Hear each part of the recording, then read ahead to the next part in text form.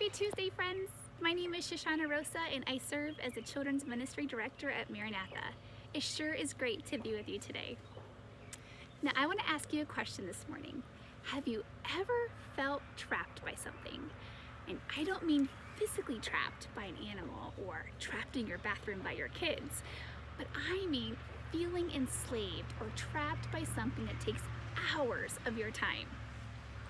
Well, I can't tell you how many times where I have found myself mindlessly scrolling through Pinterest, searching for the perfect design idea, or new recipes to try, or just getting caught up on the latest on social media.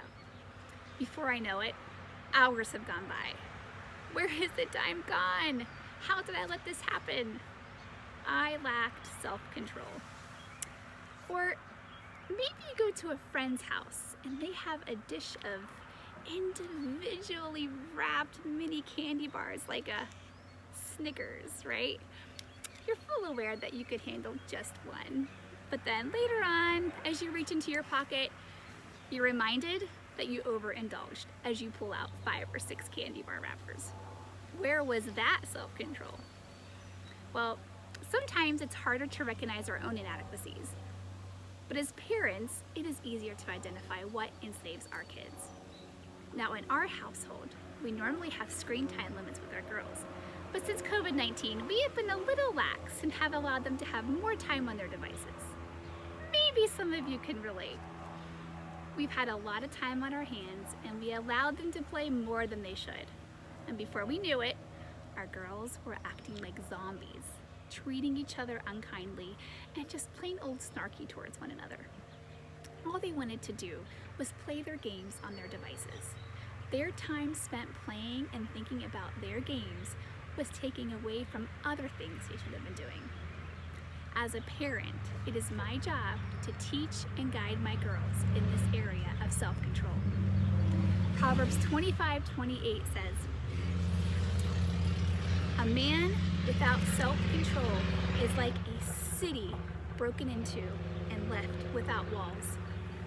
The Bible compares the uncontrolled person to a city with broken down walls. What is so dangerous about this?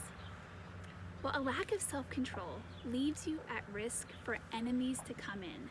While there is nothing wrong with playing video games or having a candy bar or scrolling through social media, but if you are addicted to a game or anything else, then you are allowing something besides Christ to rule your life.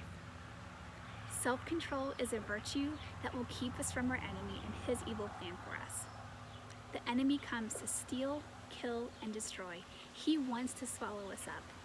And I love what 2 Timothy 1:7 says, "For God gave us a spirit not of fear, but of power and love and self-control." God has given us the Holy Spirit to help control ourselves. So I encourage you today to be honest with yourself about your weaknesses. We are all different. Surrender those weaknesses to God. He empowers us to overcome temptation, where we can have victory over that. Well, thanks for tuning in, everyone, and I hope you guys have a great day, and we'll see you at church this Sunday.